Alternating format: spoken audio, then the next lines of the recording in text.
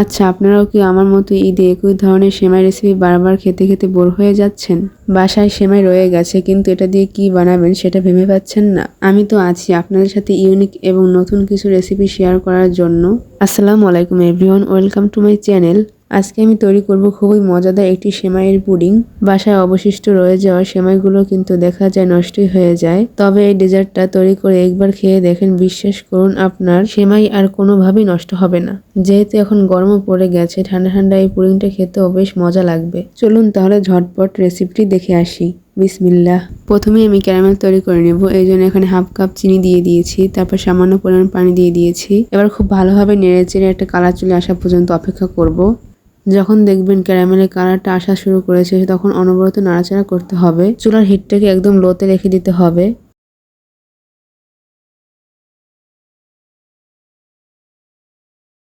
ক্যারামেলের colour পছন্দ মতো চলে আসলে ওই পর্যায়ে আমি ক্যারামেলটিকে সরাসরি মোল্ডে ঢেলে দিচ্ছি। তারপর ক্যারামেলটাকে খুব ভালোভাবে চারপাশে সেট করে নিব। ক্যারামেলটা সেট হয়ে যাওয়ার পর জাস্ট 2 থেকে 3 মিনিট অপেক্ষা করব। ক্যারামেলটা যেন সম্পূর্ণ ঠান্ডা হয়ে না যায়, এই দিকটা খেয়াল রাখতে হবে। তার আগে এর মধ্যে আমি সেমাইয়ের লেয়ারটা দিয়ে দিব। এখানে আমি নিয়েছি 1 প্যাকেট লাচ্ছা সেমাই, তবে পুরোটা লাগবে না। আপনারা চাইলে আপনাদের পছন্দ মতো এখানে সেমাইয়ের পরিমাণটা কমিয়ে বাড়িয়ে দিতে পারবেন।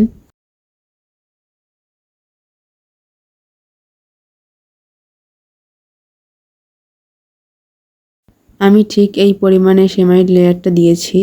এখন এটা এক সাইডে রেখে দিচ্ছি। একটি কাপের ভেতর নিয়ে নিচ্ছি 1.5 কাপ গুঁড়ো দুধ। আমি আজকের পুডিংটা গুঁড়ো দুধ দিয়ে তৈরি করব, এর জন্য আমি এখানে গুঁড়ো দুধ নিয়েছি। আপনারা চাইলে লিকুইড দুধও নিতে পারবেন। দিয়ে দিচ্ছি 2 কাপ পানি। এখানে অবশ্যই কুসুম গরম পানি দিতে হবে। এখন আমি হ্যান্ড উইক্সের সাহায্যে খুব ভালোভাবে মিশিয়ে নিব।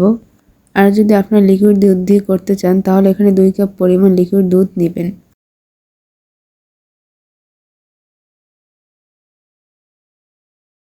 দুধটাকে খুব ভালোভাবে মিশিয়ে নেওয়া হয়ে গেলে এটাকে এক সাইডে রেখে দিচ্ছি।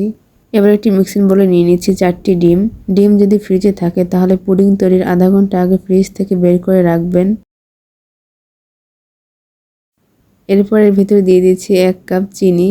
তারপর দিয়ে দিচ্ছি ফ্লেভারের জন্য 1 চামচ ভ্যানিলা এসেন্স। আপনারা চাইলে ভ্যানিলা এসেন্সের পরিবর্তে এলাচি গুঁড়োও দিতে পারবেন। আর হ্যাঁ, মিষ্টিটা অবশ্যই আপনারা আপনাদের টেস্ট অনুযায়ী এখানে বাড়িয়ে কমিয়ে ব্যবহার করবেন। 4টি ডিমের জন্য 1 কাপ চিনি আমার কাছে একদম পারফেক্ট লেগেছে। সবকিছু একসঙ্গে ভালোভাবে হুইস্ক করে নিচ্ছি। যতক্ষণ না চিনিটা খুব ভালোভাবে মেল্ট হয়ে একসঙ্গে সবকিছু মিশে যাচ্ছে। এরপর আমি এর ভিতর দিয়ে দিচ্ছি দুধের মিশ্রণটা। আবারও হুইস্ক দিয়ে সবকিছু একসঙ্গে খুব ভালোভাবে মিশিয়ে নিচ্ছি। মেশানোর কাজটি একটু সময় নিয়ে ভালোভাবে করবেন, কারণ সবকিছু একসঙ্গে ভালোভাবে মিক্স না হলে কিন্তু পুডিংটা ভালো হবে না।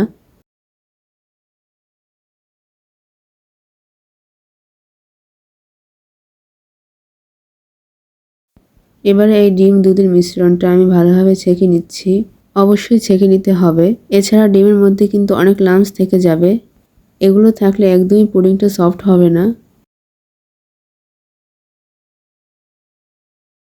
আপনারা তো দেখতেই পাচ্ছেন কতগুলো লাম্পস বের হয়েছে। এবার এই দুধের মিশ্রণটা আমি সরাসরি মোল্ডে দিয়ে দিচ্ছি।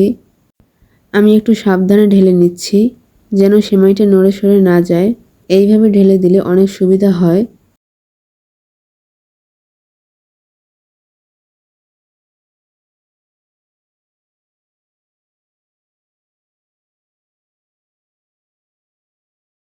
এখন এই পর্যায়ে ঢাকনা দিয়ে ঢেকে দিব।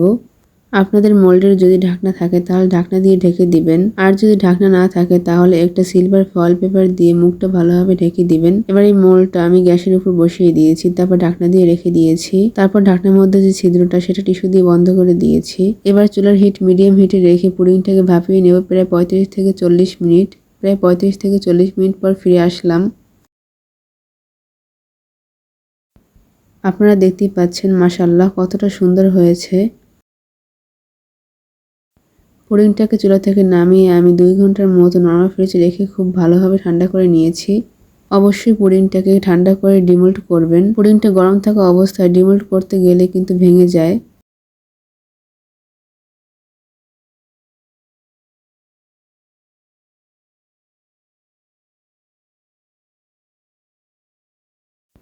এবার আমি পুডিংটাকে ডিমোল্ড করে নিচ্ছি। তার আগে অবশ্যই নাইফ দিয়ে পুডিংটাকে মোল্ডের চারো সাইড থেকে ছাড়িয়ে নিতে হবে। তারপর এভাবে ডিমোল্ড করতে হবে। মাশাআল্লাহ, দেখতেই পাচ্ছেন পুডিংটা কতটা পারফেক্ট হয়েছে। যেমন সুন্দর কালার এসেছে তেমনই কিন্তু এই টেক্সচারটা।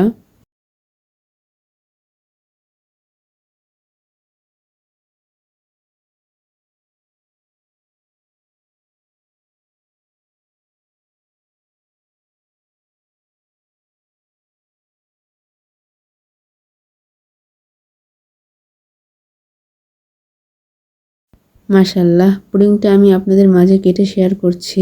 দেখুন পুডিংটা কতটা পারফেক্ট হয়েছে। এত সুন্দরভাবে পুডিংটা স্টিম হয়েছে যে পুডিংটা গলে বা ভেঙে যাওয়ার কোনো চান্সই নেই। ডিম দুধের নরমাল পুডিং তো আপনারা অনেক খেয়েছেন, তবে সেমাইয়ের এই পুডিংটা কিন্তু মাশাআল্লাহ খুবই বেশি মজাদার। তাহলে আজকের রেসিপি আপনাদের কাছে কেমন লাগলো অবশ্যই আমাকে কমেন্টে জানাতে ভুলবেন না। আর লাইক করে সাবস্ক্রাইব করে পাশেই থাকবেন। তাহলে আজকে এই পর্যন্তই। সবাই ভালো থাকবেন, সুস্থ থাকবেন। আল্লাহ হাফেজ।